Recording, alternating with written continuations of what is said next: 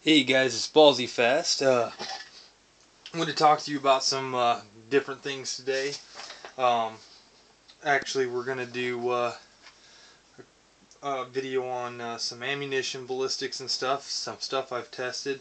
Usually, what I test, I use a perma-gel for my ballistics testing, and then I back that up. I also use a Crony Gamma Master chronograph with a ballistic Crony as well. Um, and if you're not familiar with that, the permagel is a mix that you make to make these large gelatin bricks that you can fire into and measure the depth and get a rough idea of what kind of penetration and what kind of energy you're getting. To get a little bit more precise, we get the speed reading from the chronograph, the Gamma Master, and it measures how fast the bullet's traveling, and then the ballistics Crony is measuring actually the foot-pounds of energy. So anyhow, going into this, I wanted to hit not all these rounds sitting out here. I just threw a whole bunch of stuff on the table, some cheap stuff that I had laying around, and actually what I wanted to do was talk about some odd and end rounds, primarily the 9mm, the 40, the 45, and the 10 mil. I'm going to explain to you, and I did 10 mil versus 45, why in my opinion the 10 mil or 10 millimeter is still probably one of the best automatic handgun rounds. But we'll get there through the testing. The testing explains. This is the first time I've looked at this. One of my buddies actually compiled all of this research that we had done, and then took the printouts off the Gamma Master and stuff, and then printed them out through a computer software program. I don't know what it's called. He does all that. So, but we got all the readings here. 9mm, which is, I know I got some in here somewhere. Here's your 9mm, some Tula ammo, junk ammo, but this is your Tula 9mm. We'll talk about the penetrations and expansion on these. Now, I only did the expansion and penetration test on the 9mm, 40, and 45, but I have the rest of the info on the 10 mil, so we'll get to it. But here's the 9mm. This is just a junk 9mm, but we shot 9mm gold dot, 115 grain, hollow points. We got 12.8 inch penetration through the permagels at 0.67 of an inch expansion, or oh yeah, sorry about that. I was reading it wrong. But anyhow, and then the 9mm gold dot hollow point at 124 grain plus P gave us 13.4 inches of penetration with 0.68 inches of expansion. 9mm gold dot hollow point 147 grain gave us 14.8 inches of penetration with a expansion of 0.57 of an inch. Our 40 Smith & Wesson gold dot hollow point 155 grain gave us 10.7 inches of penetration with 0.84 expansion. Now I'm just going to bore you reading you guys out of these numbers, so I'm just going to hop through it. I was going to go through all of them. I mean, I've got all kinds of pages here of data, but I'm just going to kind of just jump through it.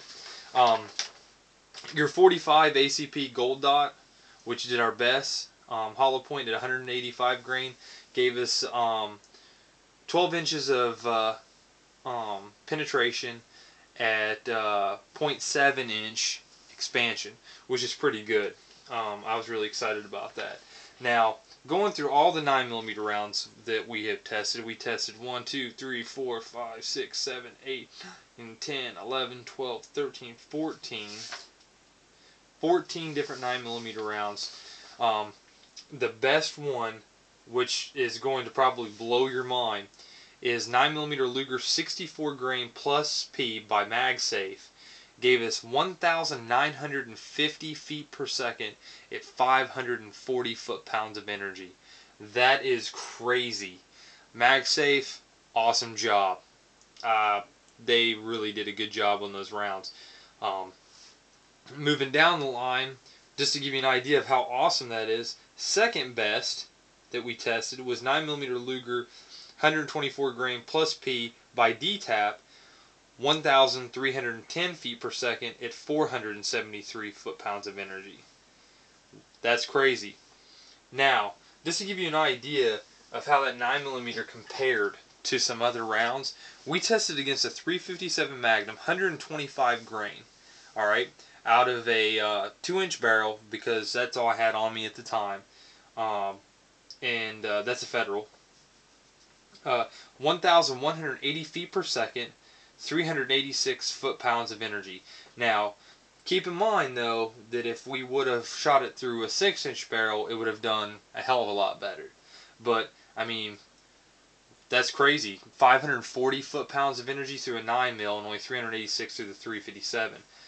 Almost 2,000 feet per second out of the 9mm and only 1,180 feet per second out of the 357 Magnum. Now, I know I said that I was going to do the 10, or talk about the 10mm being awesome, but right there, the 9mm is kicking a lot of ass. So I compared that to some other stuff. I went on and said, wow, screw it, I want to shoot a 357 Magnum 158 grain through a 4-inch barrel and see what happens. We did so, 1,235 feet per second with 535 foot-pounds of energy. Still not beating the 9mm. This little 9mm's kicking some ass right now. That's crazy. But, with that being said, we'll keep on moving on. As you can see, there's all kinds of... not all this is pistol ammo, but whatever. So I tested some 40 cals. Did 40 Smith & Wesson 155 grain out of a 4-inch barrel. Automatic pistol. Gave us 1,200 feet per second with 499 foot-pounds of energy. That was the best we tested when we did 6 40 cal rounds. Then we also did 6 45 ACP rounds, and the best one that I got as far as speed was the 45 ACP 185 grain through a 5-inch barrel of a 1911. Gave us 1,000 feet per second, 411 foot-pounds of energy, and then a 230 grain plus P out of a 5-inch barrel, 1911, gave us 950 feet per second, 461 foot-pounds of torque. That 9mm round was just kicking. That's hard. That's crazy to think that round is knocking this round out, and it's knocking this round out. So a lot of people were like, "Oh, I'd rather have a 40 cal or a 45 over a 9mm. Well, there you go. You get you a good MagSafe round. It's gonna fly, man. That would be totally awesome if they had it in a hollow point. That would totally just dominate. But with that being said, we're gonna move on to 10mm. Now, here's where it gets crazy.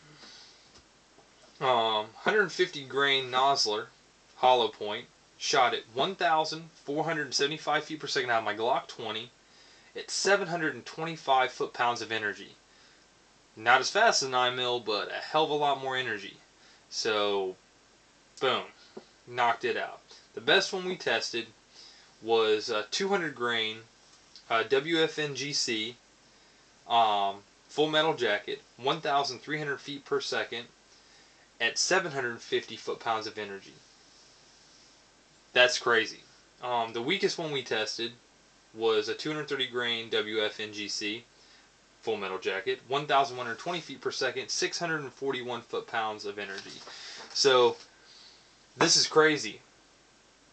So next time you see somebody doing this, saying, okay, this round goes here, then this one goes here, then this one goes here, this one goes here, and that's the way they should sit, say, no, actually,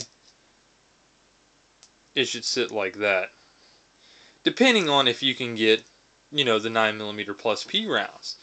Now, a lot of people are going to argue, oh, well, you know, that's really expensive ammo and stuff. You're right.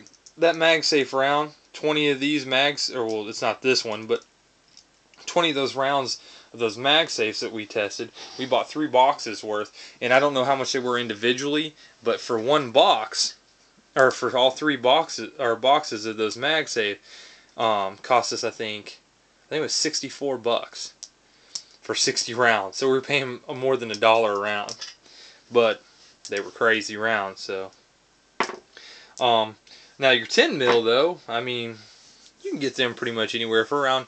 You can get 50 rounds for around $25. I know I said before, you get them about $18. Well, I've been seeing that being harder and harder now. And the guy I used to buy a lot of my ammo from has actually moved on and bought a business in Arizona, and I'm in Ohio, so that's kind of a distance to try to get ammo off of them. But this 10 millimeter has really done a number. Now, I mean, like I said, I got tons and tons of paperwork here of data, but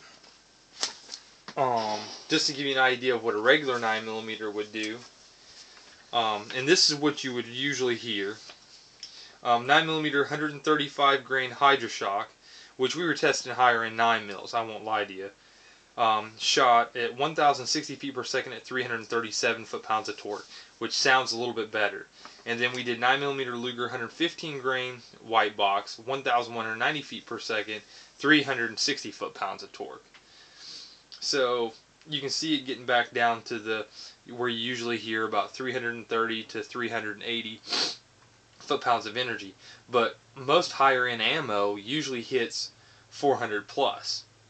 So the 9 mil is actually a pretty good round. Now the weakest 10 mil, like I said, we tested was 641 foot-pounds of energy. Now on average, out of 1, 2, 3, 4, 5, 6, 7, 8 different 10 mils that we shot, we were averaging around 715 foot-pounds of energy. So you're always going to get around 700 plus foot-pounds of energy through that round. 45s, you're going to always be right around 500. You might get 600 foot-pounds of energy if you're lucky, if you can get a really nice round. I have not seen that yet, but I've heard people talk about it. I think that's going to be it on this video. But just finishing off with, you know, give me some views, give me some comments, give me some subscriptions, give me some likes, and I'll keep them coming, guys. I'll try to get a couple out per week, maybe more, depending on, you know, what you guys are demanding from me. But I just wanted to get some of this stuff out of the way, because I wanted to explain that to some people who might have some questions. Oh, I want a 9 mil, but everybody tells me not to get a 9 mil, get a 40 cal or 45. Well, with that being said, you know, it's not always the best way to go, because it looks like the 9 mil is pretty good. It's all about shot placement, guys. Actually, I might actually switch this on to a part 2 of this video, because I'm going to run out of time here. But you know what? I'll just finish it up in this video. All my videos are pretty much raw, no editing involved. So sorry about that. But 340 foot-pounds of energy coming from a 9 millimeter hit somebody in the kill zone on their chest or on their head or in their head is most likely going to put them down.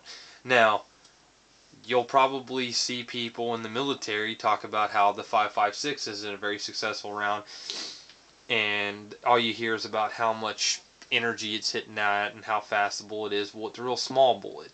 You know, your 9 mil is going to have a bigger expansion, especially using hollow points. You're going to get some more punch. But I love a 40 cal and I love a 45. 9 mils just pretty cool too. So I think it's very underrated, and a lot of people don't take that in consideration. And that's pretty much it, guys. Just like, comment, subscribe, and let me know what you guys think. And I'll keep them coming. Thanks again. Bye.